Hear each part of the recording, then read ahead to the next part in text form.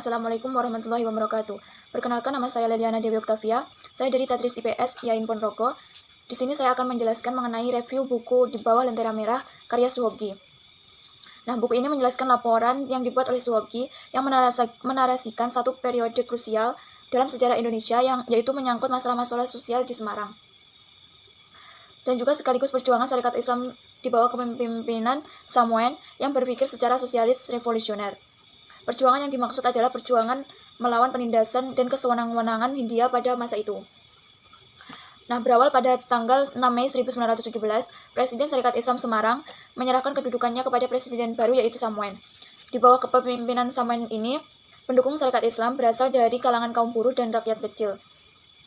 Pergantian pengurus itu adalah wujud dari perubahan gerakan Syarikat Islam Semarang, yang awalnya pendukungnya dari gerakan kaum menengah menjadi kaum buruh dan kaum petani.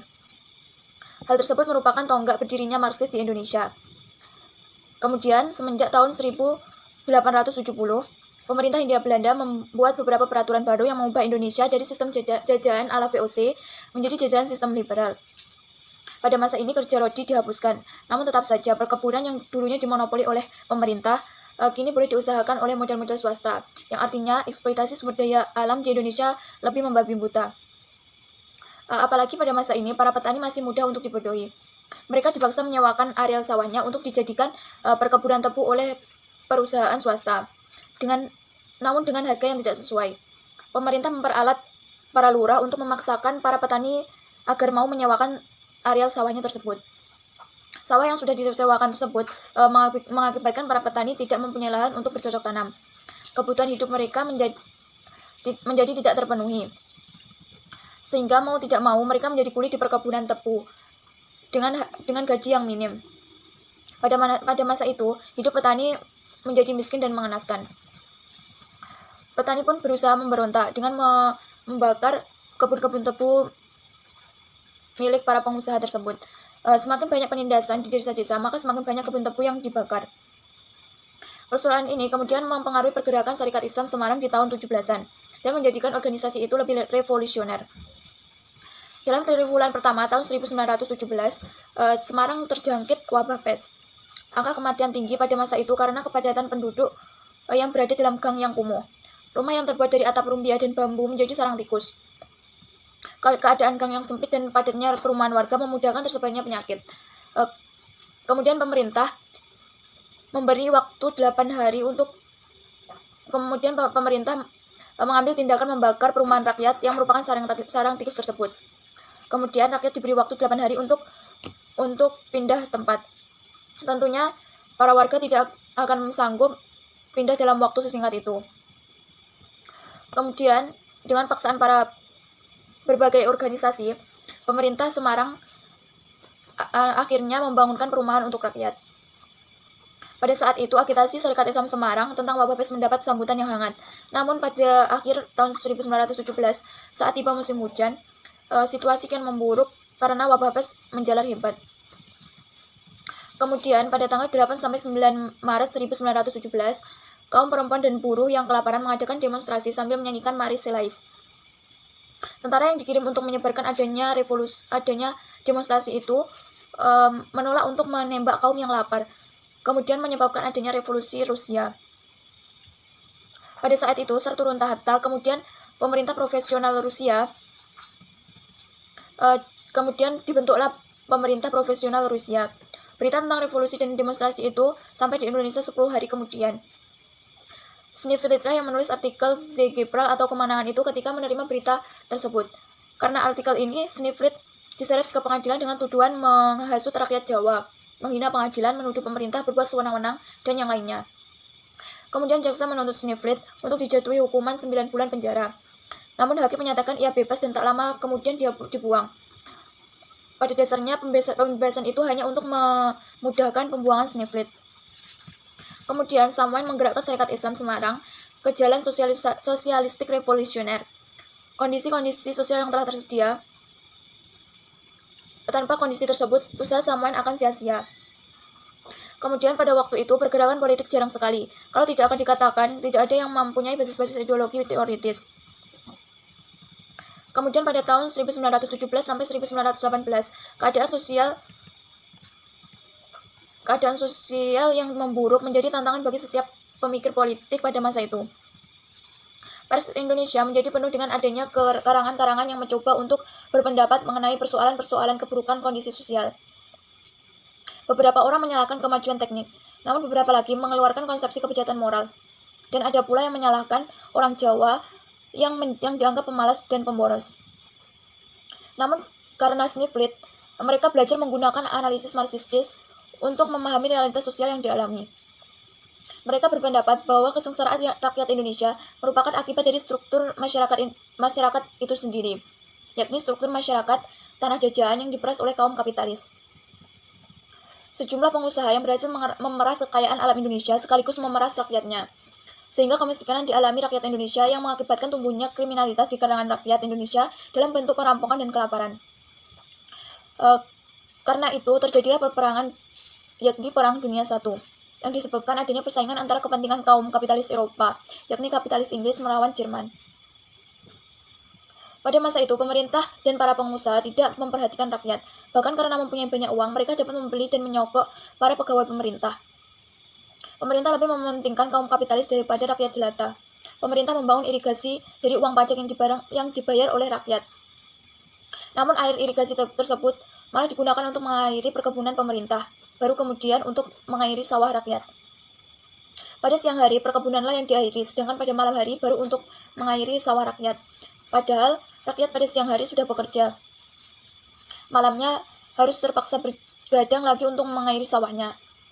Dan jika sudah mendekati pada masa panen tebu, rakyat disuruh untuk berjaga malam di perkebunan milik pengusaha tersebut. Hal demikian merupakan untuk kepentingan para pengusaha semata.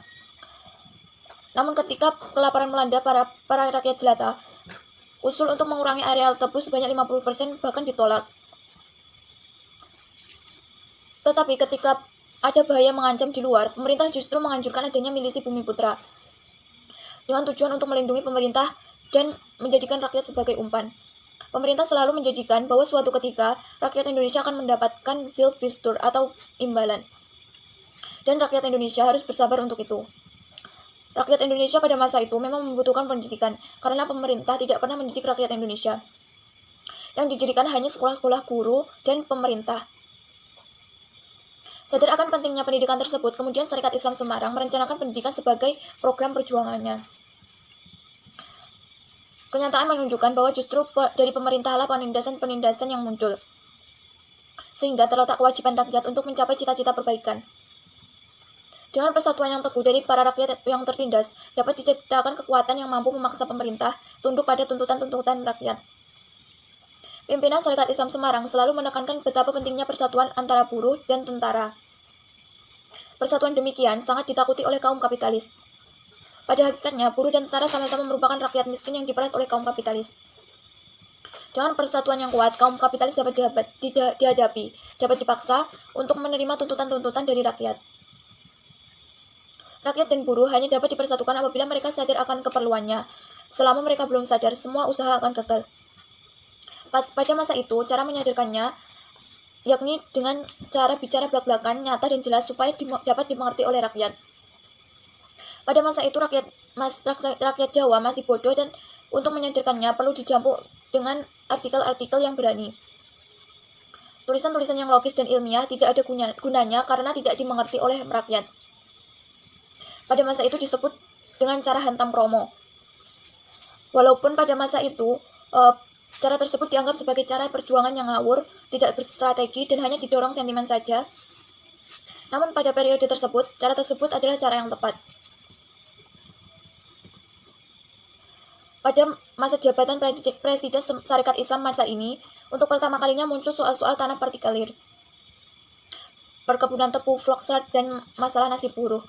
Dan untuk pertama kalinya, permasalahan tersebut dibawa ke dalam Kongres Nasional Syarikat Islam kedua di Jakarta yang diselenggarakan pada tanggal 20 sampai pada tanggal 27 Oktober 1917. Kongres itu dihadiri oleh para utusan Syarikat Islam di seluruh Indonesia. Disinilah Samoin dan kawan-kawannya mencoba untuk mempengaruhi para peserta kongres dengan konsepsi-konsepsinya tentang permasalahan perbaikan sosial. Usaha untuk menyebarkan ide-idenya tentang Marxis berhadapan dengan Abdul Muiz yang tegas-tegas menolaknya. Mereka berbeda dalam hal Indi-Werbar dan soal-soal nasionalisme. Kongres ternyata malah mendukung adanya milisi Bumi Putra. Saman berusaha untuk mencabut mosi tersebut, namun ternyata tidak berhasil. Di dalam perasaan mengenai nasionalisme, Abdul Muiz menyatakan bahwa kemerdekaan merupakan hal yang tidak dapat ditolak. Pada kongres kedua, selanjutnya membahas hubungan antara agama, kekuasaan, dan kapitalisme. Kemudian pada bulan Desember, Syarikat Islam Semarang mengadakan rapat anggota dan menyerang ketidakberesan di tanah-tanah partikulir, juga kaum buruh di organisasi, supaya lebih militan dan mengadakan pemogokan terhadap perusahaan-perusahaan yang sewenang-wenang. Nah, pada saat itu, korban pertama dalam pemogokan ini adalah sebuah perusahaan mebel yang memecat 15 orang buruhnya. Atas nama Syarikat Islam, Samuel dan Kaderisman memproklamasikan pemogokan dan menuntut 3 hal, yakni yang pertama, pengurangan jam kerja dari 8,5 jam menjadi 8 jam. Dan yang kedua, selama mogok gaji dibayar penuh. Dan yang ketiga, setiap yang dipecat diberi uang pesangon 3 bulan gaji. Dalam proklamasi pemogokan itu, mahalnya biaya hidup juga digugat. Pemogokan ini ternyata merupakan senjata yang ampuh. Dalam waktu 5 hari saja, majikan menerima tuntutan Syarikat Islam Semarang dan pemogokan pun dihentikan. Setelah itu, mereka mulai berjuang melawan tuan-tuan tanah yang memeras penduduk desa di tanah-tanah partikulir.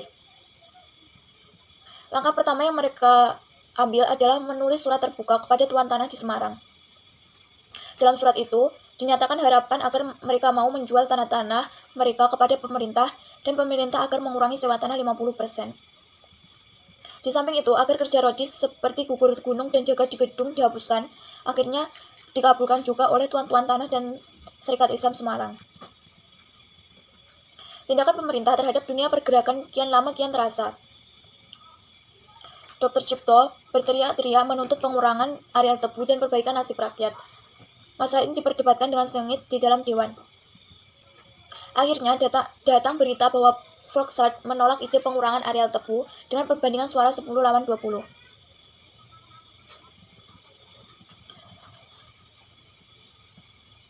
Kemudian sejak abad ke-16 di Jawa telah tumbuh 3 akar kekuatan yang akan menjadi sendi-sendi kekuatan masyarakat di kemudian hari.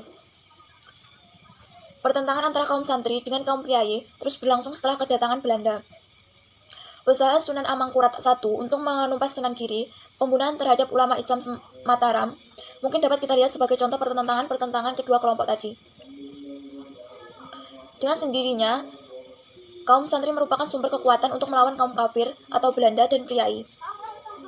Islam selalu menjadi sumber kekuatan gerakan-gerakan rakyat untuk mengusir penjajahan selama abad ke-18 sampai ke-19 di Indonesia. Mulai dari Perang Diponegoro sampai pada Perang Aceh, sampai dengan tahun 1910, dengan perkecualian gerakan Samin, kerusuhan-kerusuhan melawan Belanda berputar sekitar tokoh-tokoh agama. Kemudian, pada abad 19 sampai 20, muncullah organisasi-organisasi modern. Pada masa itu, muncul Budi Utomo yang sejak lahir sudah mewujudkan diri sebagai kaum priayi, di mana kaum bangsawan dan pencinta-pencinta kebudayaan tradisional Jawa terhimpun. Masa anggotanya kebanyakan terdiri dari kaum PP dan dengan regen serta bupati sebagai kekuatan-kekuatannya. Sedangkan kaum anti-priayi, pendidikan Syarikat Islam yang mulanya tegas anti-PP, bahkan pernah menolak kaum tersebut sebagai anggotanya. Pada abad ke-20, pendidikan yang dimulai oleh orang Belanda. Dalam waktu singkat, telah mulai keluar para lulusan sekolah-sekolah yang diselenggarakan Belanda untuk ditampung dalam masyarakat. Pada masa itu, betapa aneka ragamnya jalan yang ditempuh oleh orang-orang itu sehingga mereka sampai ke jalan sosialisme. Di dalam karangan-karangan mereka tendensi ke arah pemikiran nihilis terlihat dengan jelas.